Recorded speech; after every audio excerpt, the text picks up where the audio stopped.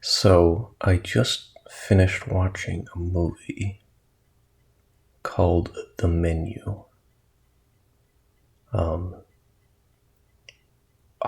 it was incredible. I haven't watched a movie this good since Knives Out, and that was what 2011? No, 2011. Oh no, was it really? Am I really that old? Oh no. Where's my Google?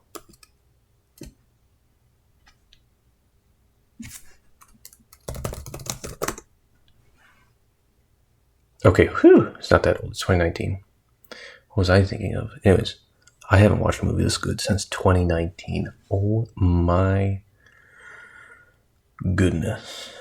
What a movie. I want to pull up some names so I get this right.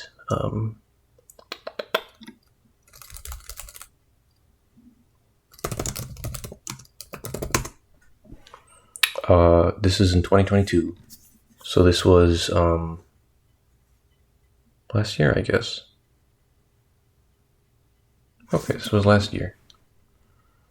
There's some pretty decent names in there. The only two that really matter, though, are Anya Taylor-Joy, who plays Margaret, and Ralph Fiennes, who plays the head chef. Oh my gosh, blows my mind. There's so many twists. It's just a heads up. It is a horror / thriller. It's more of a psychological horror. It's not much of a gross gore. There's a bit of blood, but okay. There is one scene that's a bit graphic. But you can kind of see it coming, and if you want to look away, you can.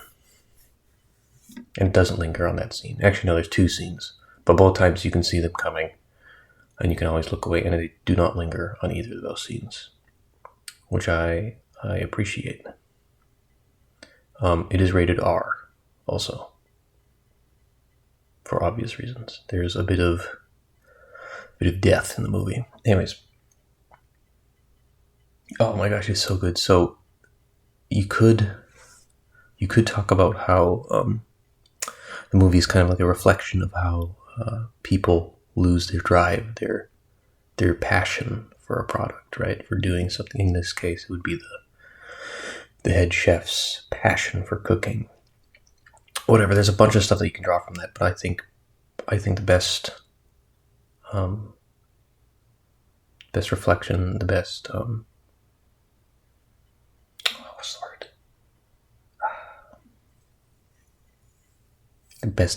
The message that you get from it is the one that you yourself derive from watching the movie. So I don't want to really tell you what message I got from it.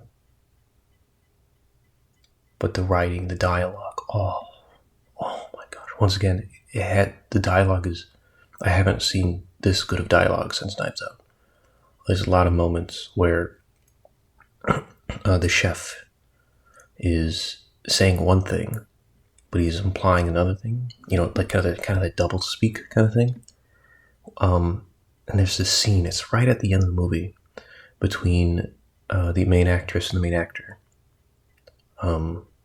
The main actress, Anya, is a guest. I should say that at the restaurant. Excuse me. And Ralph, who's the head chef, obviously, blah blah blah. He's cooking. But there's a scene between them where they're talking about food, but it is very clear. And the whole thing is, it just feels like it's on a knife's edge. That one wrong thing from either person could send the whole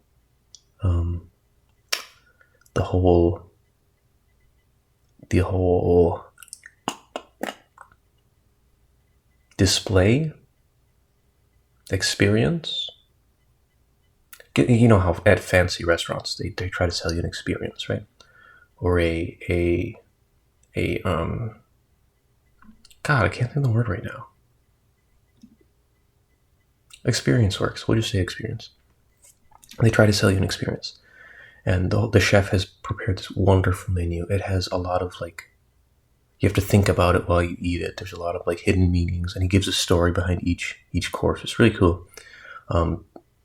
But when that last scene between the chef and Anya or Margaret in the movie, it's just on that knife's edge where if the chef says something wrong, the whole experience is gone. The whole experience is ruined, and this whole experience that he's built up is for naught. But if Anya says something wrong, she meets the same fate as the rest of the diners, which becomes very clear. Not too far into the movie, but I still don't want to spoil it too much because it's incredible. Wow. But basically, I'll give you a quick summary so you know what you're getting into. And like I said, it's a horror thriller, but it's not like it's a ooh spooky, I'm gonna do jump scares. You know, it's a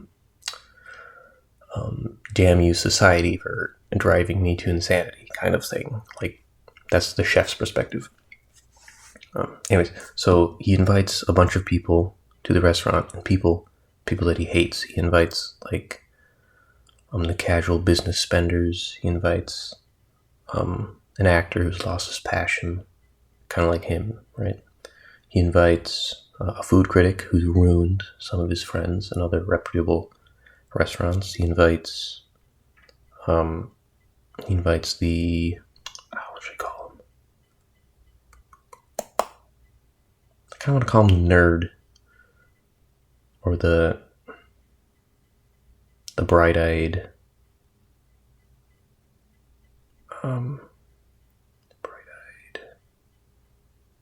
fan who blindly follows, because the chef is like, I guess I'd compare him kind of like to Marco Pierre.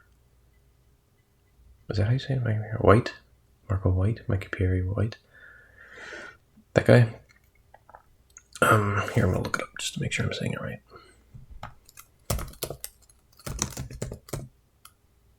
Marco Pierre White.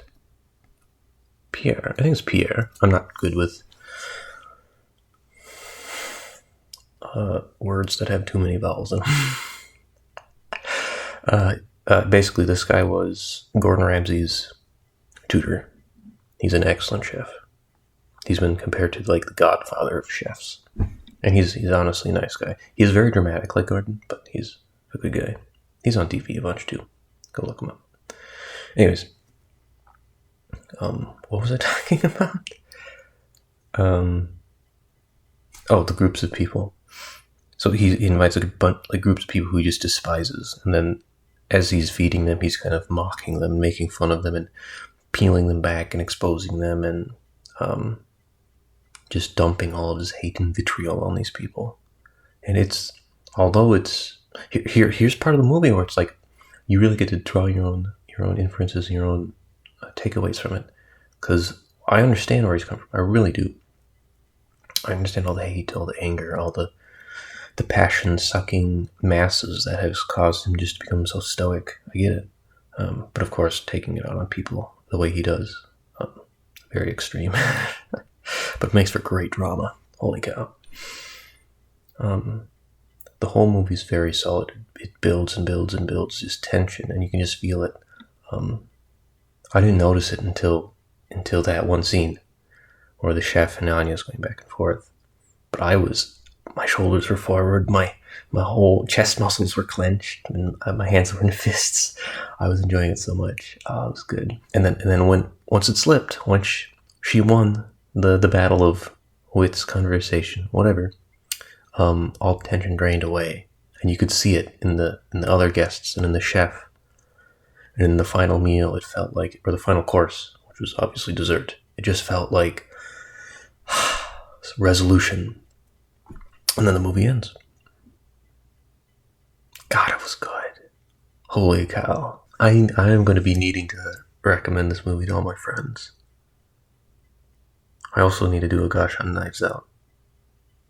Because like I said, that's up until the menu, that has been the best movie I've seen since 2019.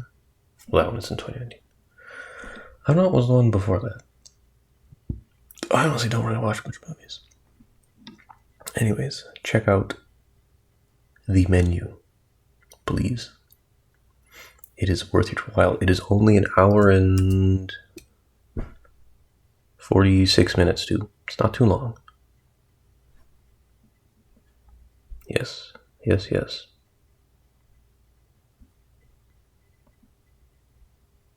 Very good.